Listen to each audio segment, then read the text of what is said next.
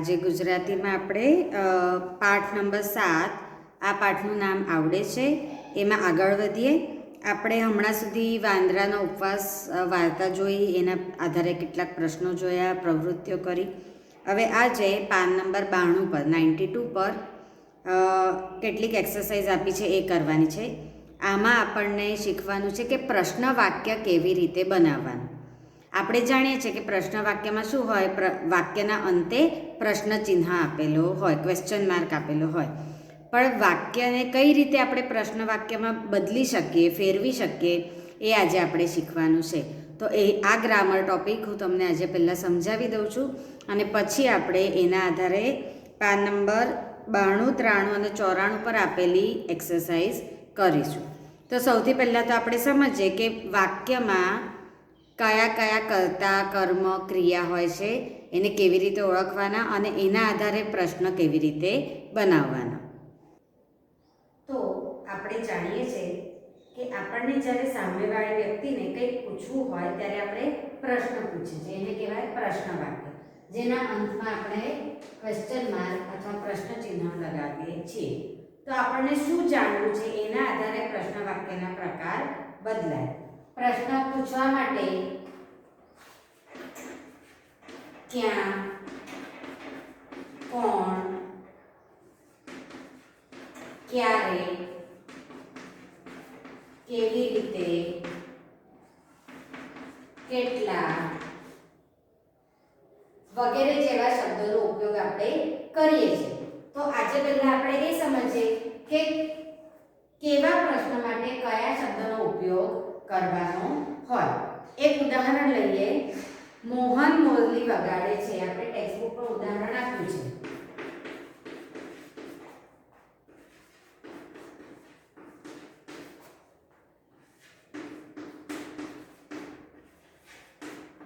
વગાડે છે પૂર્ણવિરામ. આ એક સાદું વાક્ય છે. મોહન મોરલી વગાડે છે. હવે આ વાક્યને આપણે પ્રશ્ન વાક્યમાં બદલવો હોય તો મોરલી કોણ વગાડે છે? તો મોહન. એટલે એ કાર્ય જે થઈ રહ્યું છે ફ્લૂટ વગાડવાનું, એ કોણ કરી રહ્યું છે એ આપણે જાણવું હોય ત્યારે આપણે પ્રશ્ન શું પૂછીશું? મોહનની જગ્યાએ શું આવશે? કોણ મોરલી વગાડે છે. અહીંયા આપણને શું મળશે?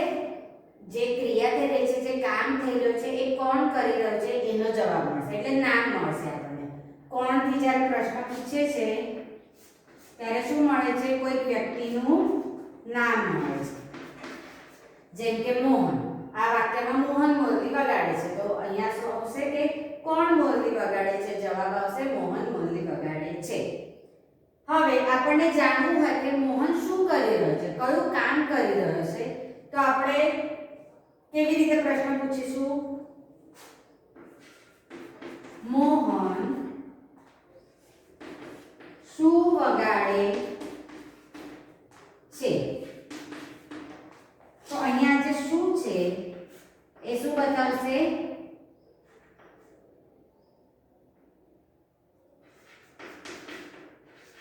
વાજિંત્ર.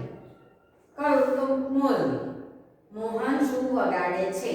તો ઢોલ વગાડે છે, હાર્મોનિયમ વગાડે છે, તબલા વગાડે છે કે મોરલી વગાડે છે, એવું આપણને જાણવું હોય ત્યારે આપણે પ્રશ્ન કેવી રીતે પૂછીશું? શું થી પ્રશ્ન પૂછીશું. મોહન શું વગાડે છે. હજુ એક રીતે પૂછી શકાય કે મોહન શું કરે છે. મોહન કયું કામ કરી રહ્યો છે, તો આપણે પ્રશ્ન પૂછી શકાય કે મોહન શું કરે છે. તો અહીંયા આપણને શું ખબર પડશે કે મોહન રમી રહ્યો છે કે મોહન ભણી રહ્યો છે. તો આનો જવાબ આપણને શું આપે છે કે મોહન મોરલી વગાડી રહ્યો છે. એટલે અહીંયા કઈ ક્રિયા થઈ રહી છે, કયું કામ થઈ રહ્યું છે? મોરલી વગાડવાનું કામ થઈ રહ્યું છે. તો અહીંયા પણ આપણે પ્રશ્ન પૂછવા માટે શું કર્યું? શું કરે છે શબ્દો વાપર્યા. અહીંયા આપણે વાપર્યું ઇન્સ્ટ્રુમેન્ટ જાણવા, વાજિંત્ર જાણવા માટે શું, અને કોણ કરી રહ્યો છે એ જાણવા માટે આપણે કોણ મૂકીને પ્રશ્ન બનાવ્યો. આવી જ રીતે હજુ એક ઉદાહરણ આપણે જોઈએ.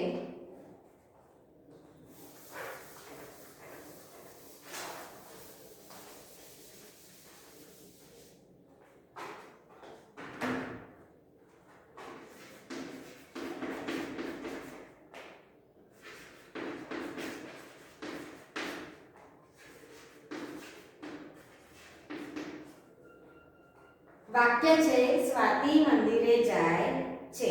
તો અહીંયા એક તો પ્રશ્ન બનશે પહેલો, કેવી રીતે અહીંયા મૂકી શકાશે કોણ. કોણ મંદિરે જાય છે? તો જવાબમાં નામ મળશે આપણને કે સ્વાતિ મંદિરે જાય છે. બીજી રીતે આપણે પૂછી શકીએ સ્વાતિ ક્યાં જાય છે? ક્યાં? તો આ એક થઈ ગયું કોણ. બીજું આવશે ક્યાં. સ્વાતિ ક્યાં જાય છે? તો જ્યારે આપણને કોઈ જગ્યા જાણવી હોય, કોઈ સ્થળ વિશેની માહિતી મેળવવી હોય ત્યારે આપણે ક્યાં શબ્દનો ઉપયોગ કરીએ છીએ. સ્વાતિ ક્યાં જાય છે? તો સ્વાતિ મંદિરે જાય છે. એવી જ રીતે આપણે આપણી સામે કોઈ ઊભા હોય ને એમને પૂછે કે તમે ક્યાં જાઓ છો, તો આપણને શું કહેશે? જગ્યાનું નામ કહેશે, સ્થળનું નામ કહેશે. તો કોણ એટલે આપણને નામ ખબર પડે, ક્યાં એટલે આપણને જગ્યા ખબર પડે. ક્યારે? ક્યારે શું બતાવે છે? સમય બતાવે છે. સવારે, સાંજે, આજે, કાલે, 1 વાગે, 2 વાગે, બપોરે, રાત્રે, એ બધું જ્યારે જાણવું હોય, આપણને સમય જ્યારે જાણવો હોય ત્યારે શાનાથી પ્રશ્ન પૂછાય? ક્યારે. તો આ વાક્યમાં આપણે એવું લખ્યું હોય કે સ્વાતિ સવારે મંદિરે જાય છે. બરાબર. તો આપણે હજુ એક પ્રશ્ન પૂછી શકાય કે સ્વાતિ ક્યારે મંદિરે જાય છે? તો એનો જવાબ આવશે કે સ્વાતિ સવારે મંદિરે જાય છે. તો જ્યારે આપણને સમય જાણવો હોય ત્યારે આપણે ક્યારેથી પ્રશ્ન બનાવી શકીએ. કેવી રીતે? આપણને એ કામ કરવાની રીત જાણવી હોય કે સ્વાતિ સ્કૂટી લઈને મંદિરે જાય છે અથવા સ્વાતિ ચાલતી ચાલતી મંદિરે જાય છે. તો એ કઈ સ્વાતિ ટ્રેનમાં મંદિરે જાય છે કે સ્વાતિ બસમાં મંદિર. તો આજે સ્કૂટી, ટ્રેન, બસ કે ચાલતા ચાલતા જવાની જે ક્રિયા થઈ રહી છે એ થવાની રીત કઈ છે એ જ્યારે જાણવું હોય ત્યારે આપણે કેવી રીતેથી પ્રશ્ન પૂછે છે કે સ્વાતિ કેવી રીતે મંદિરે જાય છે? તો કે સ્વાતિ બસમાં મંદિરે જાય છે. અથવા વિદ્યાર્થીઓ કેવી રીતે શાળાએ આવે છે? તો વિદ્યાર્થીઓ રિક્ષામાં શાળાએ આવે છે. તો એ રીતે પ્રશ્ન પૂછવો હોય રીત ખબર પડે આપણને. આમાં શું ખબર પડે? રીત. આમાં ક્યારે એટલે આપણને ખબર પડે સમય.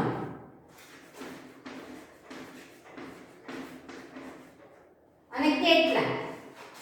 આપણને જ્યારે સંખ્યા જાણવી હોય ત્યારે આપણે કેટલાથી પ્રશ્ન પૂછીએ છે. તમારી પાસે કેટલા રૂપિયા છે? તો તમે કહેશો એના ઉત્તરમાં કે મારી પાસે 5 રૂપિયા છે અથવા 10 રૂપિયા છે. તમારી પાસે કેટલી પેન્સિલ છે? તો જ્યારે કેટલી પેન્સિલ એવું પૂછે છે ત્યારે આપણે શું કહીએ છીએ કે 1 પેન્સિલ છે, 2 પેન્સિલ છે, બહુ બધી પેન્સિલ છે. તો જ્યારે 1, 2, બહુ બધી, ઓછી, એવી બધી એની માત્રા અથવા એનો જથ્થો જાણવો હોય, પ્રમાણ જાણવું હોય ત્યારે કેટલાથી પ્રશ્ન પૂછાય છે. જેમ કે મારી પાસે 8 બોર છે. તો તમે પ્રશ્ન મને પૂછો કે મેડમ પાસે કેટલા બોર છે? તો હું જવાબ આપીશ કે મારી પાસે 8 બોર છે. તો કેટલા એ શું કહે છે? આપણને જથ્થો બતાવે છે. બરાબર. અઠવાડિયામાં 7 દિવસ મામાની ઘરે રહી. તો કેટલા દિવસ મામાની ઘરે રહી? તો 7 દિવસ. તો 7 દિવસ એ શું બતાવે છે? માત્રા બતાવે, પ્રમાણ બતાવે છે. તો એ કેટલા એના માટે વપરાય. તો આજે મુખ્ય છે ક્યાં, કોણ, ક્યારે, કેવી રીતે અને કેટલા. આવા જ ઉદાહરણો તમારે ટેક્સ્ટબુકમાં આપ્યા છે. હવે આપણે એ ઉદાહરણોને પ્રશ્ન વાક્યમાં ફેરવતા શીખીએ. તો હવે ટેક્સ્ટબુકમાં જુઓ પાન નંબર 92 પર, 92 પર. વાંચો, સમજો અને પ્રશ્ન બનાવો. મોહન મોરલી વગાડે છે. એમને અંડરલાઈન કોની નીચે કરી છે? મોહનની નીચે. આ શું છે? નામ છે. એટલે નામની જગ્યાએ આપણે જ્યારે પ્રશ્ન પૂછવાનો હોય તો નામની જગ્યાએ મૂકવાનું કોણ. કોણ મોરલી વગાડે છે? એવી જ રીતે બીજું અહીંયા જુઓ ઉદાહરણ આપ્યું છે. પોલીસને જોઈ ચોર ભાગી ગયા. હવે ચોર કોણ છે? નામ છે. ચોરની નીચે અંડરલાઈન છે એટલે એની જગ્યાએ શું મૂકવાનું? કોણ. પોલીસને જોઈને કોણ ભાગી ગયું?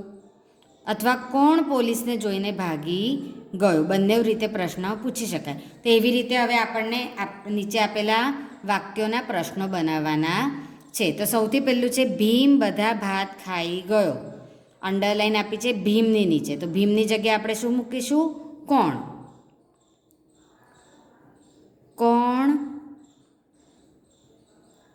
બધા ભાત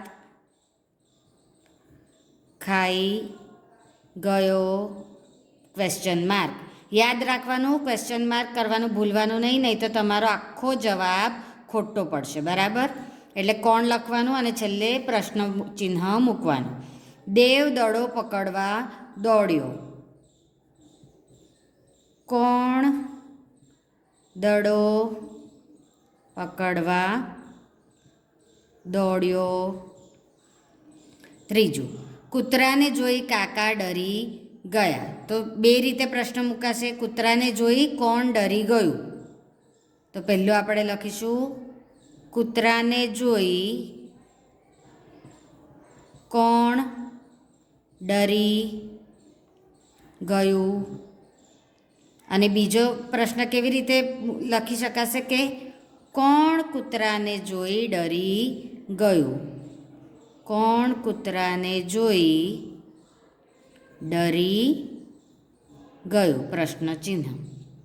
આ બંને રીતે લખી શકાય, બંને રીત સાચી છે.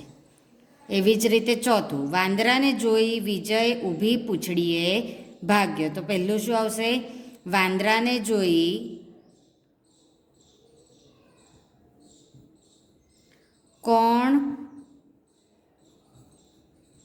ઊભી પૂંછડીએ ભાગ્યો ક્વેશ્ચન માર્ક. બરાબર? અને બીજી કઈ રીતે લખાશે કે કોણ વાંદરાને જોઈ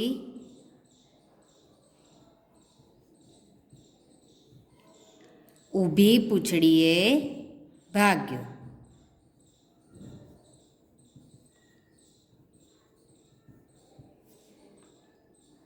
પાંચમું, લોકો ગધેડાને ગરબા ગાતો જોઈ હસવા લાગ્યા. કોણ ગધેડાને ગરબા ગાતો જોઈ હસવા લાગ્યા? અથવા ગધેડાને ગરબા ગાતો જોઈ કોણ હસવા લાગ્યા? તો આ છેલ્લું આપણે લખીએ કે કોણ ગધેડાને ગરબા ગાતો જોઈ હસવા લાગ્યા. અને બીજી રીતે કઈ રીતે લખાશે કે ગધેડાને ગરબા ગાતો જોઈ કોણ હસવા લાગ્યા ક્વેશ્ચન માર્ક. બરાબર? તો આ થયો અ. હવે બ. અહીંયા પણ પ્રશ્ન બનાવવાનો છે પણ રીત અલગ છે. ફિરદોસ લખોટી રમે છે. અહીંયા અંડરલાઈન આપી છે લખોટી નીચે એટલે વસ્તુ નીચે. તો એની જગ્યાએ આપણે શું લખવાનું આવશે? શું. ફિરદોસ શું રમે છે? તો એનો જવાબ શું આવે કે ફિરદોસ લખોટી રમે છે. તો એવી જ રીતે અમન કવિતા વાંચે છે. તો અહીંયા શું આવશે? અમન શું વાંચે છે? પ્રિયાથી પાપડ પણ ભાંગતો નથી. પ્રિયાથી શું ભાંગતું નથી? તો કે જવાબ છે પાપડ. બરાબર? તો આ રીતે અહીંયા શું મૂકીને પ્રશ્ન બનાવવાનો છે. પછી છે પાન નંબર 93 પર. આકાશમાં વાદળ દેખાય છે. વાદળ નીચે અંડરલાઈન છે. તો આપણે હવે શાનાથી પ્રશ્ન બનાવીશું? શું. આકાશમાં શું દેખાય છે? પ્રશ્ન ચિહ્ન એમને આપેલું છે એટલે આપણે ફરીથી લખવાનું નહીં. કશ્યપ સાયકલ લઈને શાળાએ આવે છે. તો અહીંયા પહેલાં કશ્યપ, પહેલું વાક્ય શું બનશે? એકમાં અંડરલાઇનમાં કશ્યપ આપ્યું છે એટલે કશ્યપની જગ્યાએ આવશે કોણ સાયકલ લઈને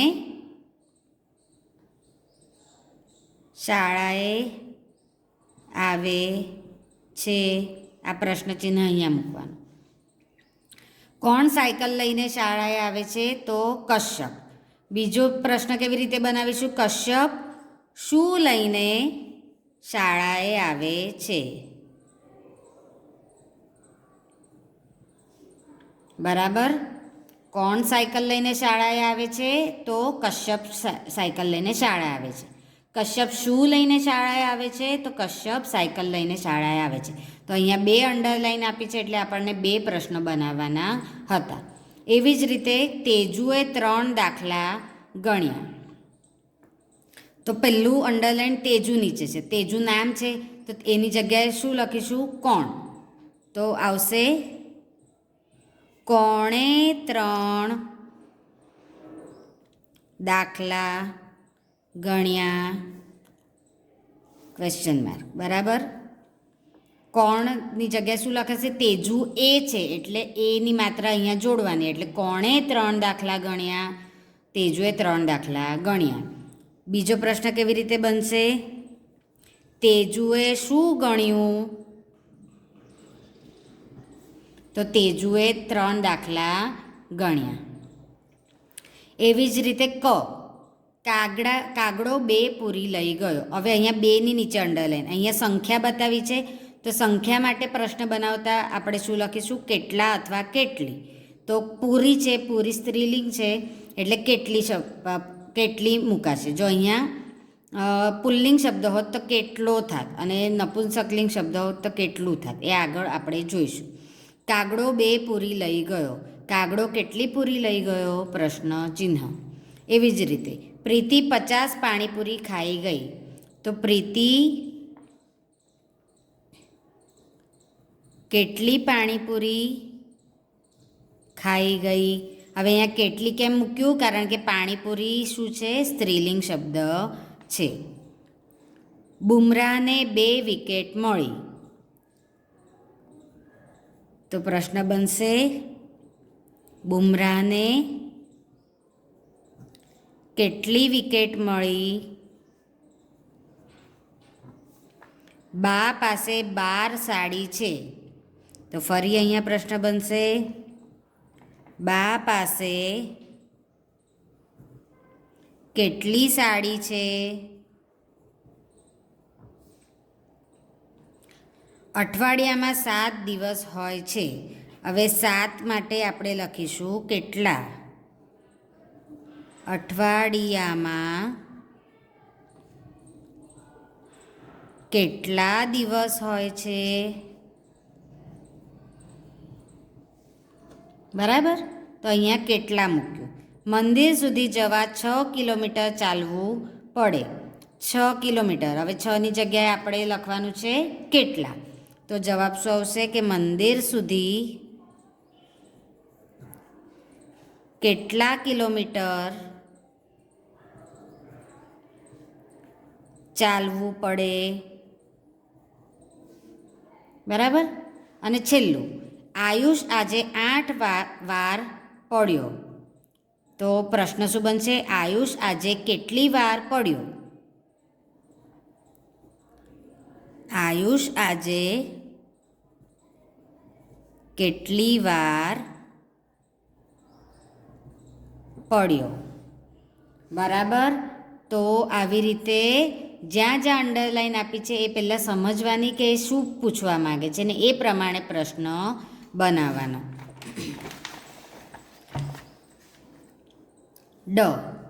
ભીમભાઈ 12 લાડવા ખાઈ ગયા. તો ભીમ નીચે અંડરલાઈન છે એટલે પહેલો તો પ્રશ્ન બનશે કે કોણ 12 લાડવા ખાઈ ગયો. પછી 12 લાડવા એની નીચે છે, તો ભીમભાઈ કેટલા લાડવા ખાઈ ગયા. અને લાડવા ખાલી લઈએ તો ભીમભાઈ શું ખાઈ ગયા. બરાબર. તો એવી રીતે હવે 3 પ્રશ્નો એક વાક્યમાંથી બનાવવાના છે. અકબર એક સાથે 11 અજગર પકડી લાવ્યો. તો પહેલું તો એક સાથે 11 અજગર પકડી લાવ્યો, તો અહીંયા પહેલો હશે કોણ. કોણ એક સાથે 11 અજગર પકડી લાવ્યો. પછી અકબર એક સાથે કેટલા અજગર પકડી લાવ્યો. અને છેલ્લું શું આવશે? અકબર શું પકડી લાવ્યો. તો એવી રીતે બીજું, વિશ્વાએ આજે 5 વાર્તાઓ વાંચી. વિશ્વાએ આજે ડેશ વાર્તાઓ વાંચી. તો અહીંયા શું આવશે? કેટલી. વિશ્વાએ આજે કેટલી વાર્તાઓ વાંચી. કોણે આજે વાર્તાઓ વાંચી. તો વિશ્વાએ. કોણે કોના માટે પૂછાયું છે? વિશ્વા માટે. વિશ્વાએ આજે શું વાંચ્યું. તો વિશ્વાએ આજે વાર્તાઓ વાંચી. બરાબર. કવિતા નહીં પણ વાર્તાઓ વાંચી. ત્રીજું, દર્શના 10 દાડમ લાવી. 3 નીચે અંડરલાઈન છે એટલે 3 પ્રશ્ન બનશે. પહેલો પ્રશ્ન આપણે દર્શનાની જગ્યાએ કોણ મૂકીને બનાવ્યું છે, તો શું બનશે? કોણ 10 દાડમ લાવી, પ્રશ્ન વાક્ય, પ્રશ્ન ચિહ્ન. પછી બીજું શું બનશે? દર્શના કેટલા દાડમ લાવી. બીજું 10 છે ને તો એની જગ્યાએ આવશે કેટલા. અને ત્રીજું દાડમ. દાડમ વસ્તુ છે તો વસ્તુને પૂછવા માટે આપણે શું કરીએ? શુંથી પ્રશ્ન પૂછીએ. તો આપણે લખીશું દર્શના શું લાવી, પ્રશ્ન ચિહ્ન. સમજ પડે છે ને? ચલો ચોથું, ઉંદર બિલાડી પર 4 વખત કૂદ્યો.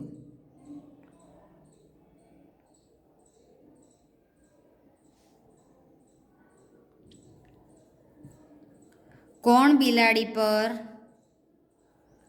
કૂદ્યો? ઉંદર કેટલી વખત બિલાડી પર કૂદ્યો અને ઉંદરે શું કર્યું? પાંચમું, ગુલાબસિંહ ઘરેથી 5 ગુલાબ લાવ્યો. તો અહીંયા 3 પ્રશ્નો બનશે. પહેલું તો ગુલાબસિંહની જગ્યાએ આપણે લખીશું કોણ. કોણ ઘરેથી 5 ગુલાબ લાવ્યો. બીજો પ્રશ્ન આવશે 5ની જગ્યાએ, તો શું આવશે? ગુલાબસિંહ ઘરેથી કેટલા ગુલાબ લાવ્યો. બરાબર. અને ત્રીજો પ્રશ્ન બનશે ગુલાબસિંહ ઘરેથી શું લાવ્યો? તો ગુલાબ લાવ્યો. ખબર પડી? તો આવી રીતે વિવિધ શબ્દો નીચે અંડરલાઈન હોય તો પહેલાં એ શબ્દોને સમજવાના, એનો અર્થ સમજવાનો ને એના આધારે પછી આ રીતે પ્રશ્નો બનાવવાના. તો આ બધી એક્સરસાઇઝ આજે આપણે જે ટેક્સ્ટબુકમાં કરી છે એ તમારે ટેક્સ્ટબુકમાં પણ લખવાની છે અને પછી નોટબુકમાં પણ લખવાની છે. ટેક્સ્ટબુકમાં પણ લખવાની છે પ્લસ 1 વખત નોટબુકમાં પણ લખવાની છે. એટલે 2 વખત લખશો તો તમને બરાબર આવડી જશે.